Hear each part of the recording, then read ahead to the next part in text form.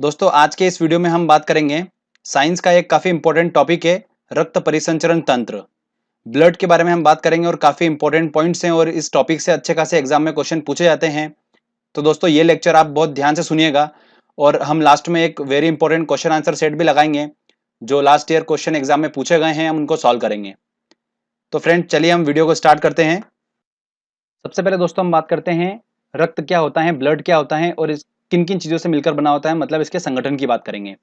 तो ध्यान से देखिए, रक्त जो होता है एक संयोजी ऊतक है, एक कनेक्टिव टिश्यू है और एक ह्यूमन बॉडी में ये 5 से 6 लीटर होता है। इसकी पीएच वैल्यू जो है वो कितनी है, 7.4 है। ब्लड जो होता है वो किन किन चीजों से मिलकर बना होता है, देखिए प्लाज्मा और रक्त कोशिकाएं से मिलकर बना होता है। ये रक्त कोशिकाएं कौन कौन सी होती हैं, आरबीसी होती हैं, डब्ल्यूबीसी होती हैं और प्लेटलेट्स, मतलब लाल रक्त कणिकाएं, श्वेत रक्त कणिकाएं और प्लेटलेट्स होते हैं। ठीक है। प्लाज्मा जो होता है हमारी बॉडी में वो 55% होता है और रक्त कोशिकाएं जो होती है वो होती है 45% होती है। तो इस तरीके से पूरा 100% होता है। तो प्लाज्मा और रक्त कोशिकाएं से मिलकर ब्लड बना होता है। थोड़ा सा हम देख लेते हैं, एक बार डायग्रामेटिकली आपको बता देता हूं मैं। थोड़ा आपको यूं समझ में नहीं आएगा कि प्लाज्मा क्या होता है, रक्त कोशिकाएं क्या होती हैं। थोड़ा अपन एक बार आपको मैं थोड़ा सा डायग्रामेटिकली एनिमेशन के थ्रू बताता हूँ। चलिए देखिए, आपको दोस्तों दिख रहा है यहाँ पर ये ब्लड है। अब ये देखते हैं हम, देखिए इसका लाल रंग हटा देते हैं थोड़ी देर के लिए और देखते हैं कि ये किन किन चीजों से मिलकर बना होता है। तो आपको जो ये पूरा तरल पार्ट दिख रहा है, ये तरल पार्ट जो होता है ये होता है प्लाज्मा। ये 55% होता है भाग रक्त में। उसके बाद ये जो आपको लाल लाल दिख रहे हैं, ये जो कण होते हैं ये होती है लाल रक्त कणिकाएं, इनको आरबीसी बोलते हैं। उसके बाद रक्त में होता है श्वेत रक्त कणिकाएं, डब्ल्यूबीसी आपको दिख रहा है, ये श्वेत रक्त कणिकाएं होती हैं। उसके बाद रक्त में प्लेटलेट्स होते हैं, ये आपको प्लेटलेट्स दिख रहे होंगे। तो इस तरीके से ये ब्लड हमारा बना होता है। प्लाज्मा, लाल रक्त कणिकाएं, श्वेत रक्त कणिकाएं और प्लेटलेट से मिलकर हमारा बॉडी में जो रक्त है वो बना होता है। तो क्लियर दोस्तों, चलिए अब इनको समझते हैं हम। तो देखिए, रक्त कोशिका आपको समझ में आ चुकी है कौन कौन सी, आरबीसी हैं, डब्ल्यूबीसी हैं और प्लेटलेट्स हैं। आरबीसी मतलब हो गया अपना लाल रक्त कणिकाएं, डब्ल्यूबीसी हो गया श्वेत रक्त कणिकाएं और प्लेटलेट्स को प्लेटलेट्स ही बोलते हैं। अब मैं आपको बताता हूं इनका सीक्वेंस, मतलब रक्त कोशिकाओं में सबसे ज्यादा क्या होता है। तो आरबीसी सबसे ज्यादा होता है, मतलब 90% होते हैं, फिर प्लेटलेट्स होते हैं और फिर डब्ल्यूबीसी होता है। तो डब्ल्यूबीसी जो होता है वो सबसे कम होता है। ओके फ्रेंड्स, अब इस लेक्चर में हमको ये समझना है कि आरबीसी, डब्ल्यूबीसी और प्लेटलेट्स, इन्हीं से क्वेश्चंस निकल कर आते हैं एग्जाम में। और प्लाज्मा के बारे में कुछ इंपॉर्टेंट पॉइंट्स हैं, तो आप वो थोड़ा ध्यान से पहले सुन लीजिए, फिर आपको मैं आरबीसी, डब्ल्यूबीसी और प्लेटलेट्स के बारे में बताऊंगा। तो प्लाज्मा क्या है, प्लाज्मा पानी और अन्य पदार्थ का मिश्रण होता है। तो पानी जो होता है प्लाज्मा में 90% होता है और बाकी जो बचा हुआ 10% है वो अन्य पदार्थ होते हैं। अब ये जो अन्य पदार्थ होते हैं वो क्या क्या होते हैं, protein, urea, sodium, phosphate, bicarbonate. तो ये सब जो होता है ये अन्य पदार्थ में आते हैं, ये 10% भाग होता है और बाकी जो 90% होता है वो पानी होता है प्लाज्मा में। ठीक है, तो ये इंपॉर्टेंट क्वेश्चन है, आगे ध्यान से सुनिएगा। अब मैंने आप जैसा बताया आपको कि अन्य पदार्थ में क्या क्या होता है, प्रोटीन होता है, सोडियम होता है, फास्फेट होता है। तो इसी टाइप से एक फाइब्रिनोजेन प्रोटीन जो होता है वो इसमें पाया जाता है, जो कि हेल्प करता है रक्त के थक्के जमने में। मैं आपको ऑलरेडी बता चुका हूं कि रक्त का थक्का क्या होता है। उसके बाद प्लाज्मा का काम क्या होता है, बॉडी में टेम्परेचर को मेंटेन करना, और अगर हमको कहीं घाव लग जाता है तो घाव भरने का काम जो होता है वो किसका होता है, प्लाज्मा का होता है। तो ये प्लाज्मा के बारे में कुछ इंपॉर्टेंट पॉइंट्स थे, मैंने आपको बता दिए हैं। अब दोस्तों हम अच्छे से समझते हैं आरबीसी, डब्ल्यूबीसी और प्लेटलेट्स को, एक एक करके सबको अच्छे से समझते हैं। चलिए आरबीसी की बात करते हैं, मतलब लाल रक्त कणिकाओं की। तो रक्त में 90% भाग होता है इसका, जो रक्त कोशिका हमने पढ़ी थी आरबीसी, डब्ल्यूबीसी और प्लेटलेट्स में से 90% जो होते हैं वो आरबीसी होती हैं। ठीक है, इसकी जो लाइफ होती है लाल रक्त कणिकाओं की वो होती है 120 दिन। 120 दिन इनकी लाइफ होती है और ये इनका निर्माण कहाँ पर होता है, बोन मेरो में इनका निर्माण होता है, अस्थि मज्जा में इनका निर्माण होता है। और आरबीसी की मृत्यु कहाँ पर होती है, प्लीहा में होती है। ठीक है, जिसको क्या बोला जाता है, आरबीसी का कब्रिस्तान बोला जाता है। और ध्यान रखिएगा प्लीहा को ही क्या बोला जाता है, ब्लड बैंक बोला जाता है। आरबीसी का वर्क क्या होता है, तो आरबीसी का वर्क होता है कि ऑक्सीजन और कार्बन डाइऑक्साइड का संवहन करना। हमारी बॉडी में ऑक्सीजन और कार्बन डाइऑक्साइड का संवहन करने का काम क्या होता है, आरबीसी का होता है। ध्यान रखिएगा आरबीसी में हीमोग्लोबिन नामक एक प्रोटीन पाया जाता है, जिसके कारण ही रक्त का रंग जो होता है वो लाल होता है। आरबीसी की कमी से आप देखते हैं कौन कौन से रोग हो जाते हैं। तो अगर लाल रक्त कणिका जो है अगर उसकी कमी होती है बॉडी में तो कौन कौन से रोग होते हैं, एनीमिया नामक रोग हो जाता है, अरक्तता, और पीलिया मतलब जॉइंडिस नामक रोग हो जाता है हमको। तो ध्यान रखिएगा आरबीसी के बारे में, ये इंपॉर्टेंट पॉइंट्स है जिनसे क्वेश्चंस बनते हैं। अब बात करते हैं डब्ल्यूबीसी की। WBC सबसे कम होती है हमारे रक्त में और इनकी लाइफ जो होती है वो 3 से 4 दिन की होती है, सिर्फ 3 से 4 दिन की होती है। बनती कहाँ पर है WBC? ये बोन मैरो में ही बनती है, बट इसकी मृत्यु जो होती है वो कहाँ पर? रक्त में ही हो जाती है। आकार में सबसे बड़ी होती है ये, ठीक है। और इनकी वर्क की बात करते हैं कि इनका काम क्या होता है। WBC जो होती है हमारे रक्त में, उनका काम क्या होता है? उनका काम ये होता है कि इम्यून सिस्टम जो होता है, प्रतिरोध क्षमता जो होती है हमारी बॉडी की, उसको बढ़ाने का काम करती है ये। मतलब जो रोगाणु होते हैं उनसे रक्षा करने का काम करती है कौन? WBC। और कहीं पर घाव लग जाता है तो उसको भरने का काम भी कौन करता है? WBC करता है। अब WBC के टाइप होते हैं, 2 टाइप के होते हैं WBC। एक होती हैं लिम्फोसाइट्स और एक होती हैं दोस्तों मोनोसाइट्स। मोनोसाइट जो होती हैं वो लार्जेस्ट सेल ऑफ बॉडी होती हैं। ध्यान रखिएगा, सबसे बड़ी कोशिका जो होती हैं वो कौन सी होती हैं? मोनोसाइट्स होती हैं। तो लिम्फोसाइट्स का काम क्या होता है? वो श्वेत रक्त कणिकाएं होती हैं जो बीमारियों से बचाती हैं हमको। और मोनोसाइट का काम क्या होता है? जो घाव भरने का काम करती हैं। तो दोनों काम करती हैं WBC। तो ये थोड़ा सा उसके टाइप्स हैं, ठीक है। अब हम बात करते हैं कि WBC की कमी से होने वाले रोग। WBC की कमी से होने वाले कौन कौन से रोग हैं? एड्स नामक बीमारी जो होती है वो WBC की कमी के कारण होती है। और ब्लड कैंसर जो होता है वो भी इसकी कमी के कारण होता है। और ध्यान रखिएगा, एड्स जो होता है वो HIV वायरस के कारण होता है। अब एक इंपॉर्टेंट पॉइंट बताता हूँ आपको मैं। विटामिन ए जो होता है, हमने अभी विटामिन वाला लेक्चर भी पढ़ा है, तो विटामिन ए जो होता है वो रक्त में WBC को बढ़ाता है, ठीक है। और अगर WBC की मात्रा कम हो रही है तो उसको हम क्या बोलते हैं? ल्यूकोपिनिया बोलते हैं। क्या बोलते हैं? ल्यूकोपिनिया बोलते हैं।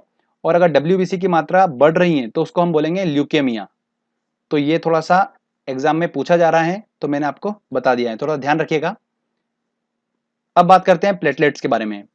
अब बात करते हैं दोस्तों प्लेटलेट्स के बारे में। प्लेटलेट जो होते हैं हमारे रक्त में, इनकी संख्या कितनी होती है? 4.5 लाख से 6 लाख पर लीटर होती है। इनका कार्य क्या होता है? शरीर में अगर कट लग जाता है तो एकदम से ब्लड निकलता है, तो उसके बहाव को रोकने का काम इसका होता है, प्लेटलेट्स का। चिकनगुनिया और डेंगू जैसी बीमारी में प्लेटलेट्स की मात्रा एकदम से कम हो जाती है। डेंगू जो होता है हमको, वो एडिस एजिप्टी मच्छर के काटने से होता है। ओके फ्रेंड्स, दोस्तों नोट डाउन करिएगा एक पॉइंट। मानव शरीर में खून जो होता है वो हेपेरिन की उपस्थिति के कारण नहीं जमता है। अगर ये हेपेरिन नहीं होगा तो हमारे शरीर में जो खून है वो जम जाएगा। तो ये हेपेरिन ही होता है जो जमने नहीं देता है। तो ये एग्जाम में क्वेश्चन पूछा जाता है। अब दोस्तों हम बात करते हैं रक्त परिसंचरण तंत्र। जैसे नाम से स्पष्ट है, रक्त का परिसंचरण करना हमारी बॉडी में, तो वो कौन करता है? धमनी करती हैं, आर्टरीज बोलते हैं इनको, और शिराएं जिनको बोलते हैं वेन्स। तो चलिए एक एक करके समझ लेते हैं इनको क्या होता है। धमनी का काम क्या होता है? तो ऐसे आपको एक ट्रिक बताता हूं मैं, काफी कंफ्यूजन होगा आपको धमनी और शिराओं में, बार बार आप याद तो कर लेंगे पर भूल जाएंगे। तो मैंने किस तरीके से याद कर रखा है ये आपको बताता हूं। धमनी है तो वर्ड क्या आ रहा है? धम धम। और धम धम की आवाज कब आती है? जब हाथी चलता है। और हाथी जो होता है वो शुद्ध शाकाहारी खाना खाता है, आप सभी को पता ही है। तो शुद्ध शाकाहारी खाना खाता है हाथी, और धम धम की आवाज कौन करता है? हाथी। तो शुद्ध शाकाहारी खाने से हमारा बनेगा शुद्ध रक्त। क्लियर? हमको बस वहां तक पहुंचना है, शुद्ध रक्त तक। तो धमनी जो होती है वो शुद्ध रक्त का परिवहन करती हैं। तो धमनी ऑक्सीजन युक्त शुद्ध खून ले जाती हैं लंग्स से हार्ट तक। फेफड़ों से हृदय तक कौन लेके जाती है शुद्ध खून? धमनियां लेके जाती हैं। तो धम धम से आपको हाथी याद आएगा, और हाथी शुद्ध खाना खाता है, तो आपका कभी भी कंफ्यूजन नहीं होगा और हमेशा आप बिल्कुल सही आंसर तक पहुंचेंगे। तो ये क्लियर हो गया कि शुद्ध खून कौन ले जाता है? धमनी ले जाती है। एक इसके अंदर एक्सेप्शन है, अपवाद है, कि पल्मोनरी धमनी जो होती है वो अशुद्ध रक्त ले जाती हैं ऑर्गन से लंग्स तक, अंगों से लेकर कहां तक? लंग्स तक, फेफड़ों तक लाती हैं। और फेफड़ों का काम, फेफड़ों तक इसलिए लाती हैं क्योंकि फेफड़ों का काम ही क्या होता है? रक्त को शुद्ध करना। अब हम बात करते हैं शिराएं की, वेन्स की बात करते हैं।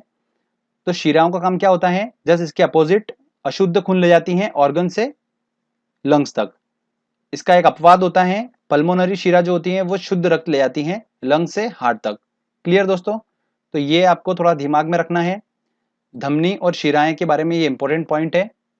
तो जो मैंने आपको बताया है ये, तो रक्त से रिलेटेड जो भी एग्जाम में क्वेश्चन पूछे जाते हैं वो इन्हीं पॉइंट्स में से आपको मिलेंगे। चलिए अब हम टेस्ट लगाते हैं और देखते हैं कि हमने जो पढ़ा है वो कितने क्वेश्चंस को सोल्व कर पा रहा है, ठीक है।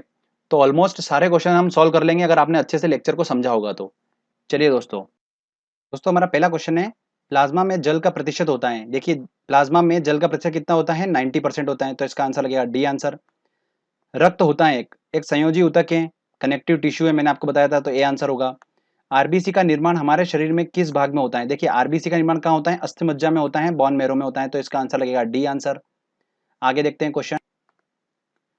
अगला क्वेश्चन है, हीमोग्लोबिन का तात्पर्य है ऑक्सीजन को इधर उधर पहुंचाना, बैक्टीरिया को समाप्त करना, ऊर्जा का उपयोग करना या अरक्तता का निवारण करना। देखिए हीमोग्लोबिन का काम क्या होता है? ऑक्सीजन को इधर उधर पहुंचाने का काम होता है। मानव वयस्क में कुल कितना रक्त होता है? तो 5 से 6 लीटर होता है, इसका आंसर लगेगा ए आंसर। मानव रक्त का पीएच होता है कितना होता है? 7.4, तो इसका आंसर लगेगा सी आंसर। चलिए आगे और देखते हैं क्वेश्चन। आरबीसी का कब्रिस्तान किसे कहा जाता है? आरबीसी की मृत्यु कहां पर होती है? लाल रक्त कणिकाओं की मृत्यु कहां पर होती है?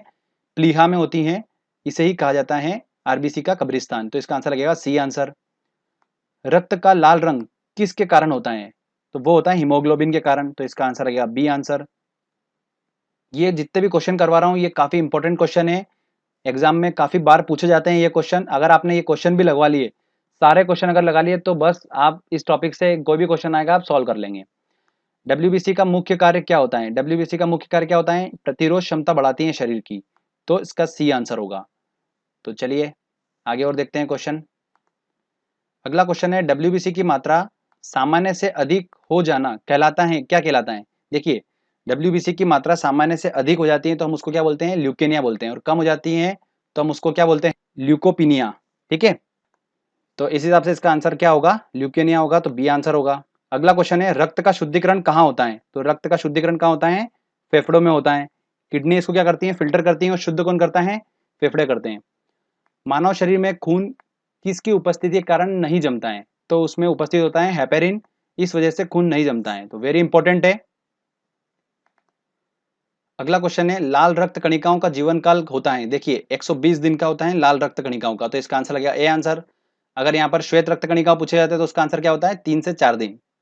ठीक है फ्रेंड्स, अपन ने इस टॉपिक को अच्छे से समझा और एक क्वेश्चन आंसर टेस्ट भी लगाया।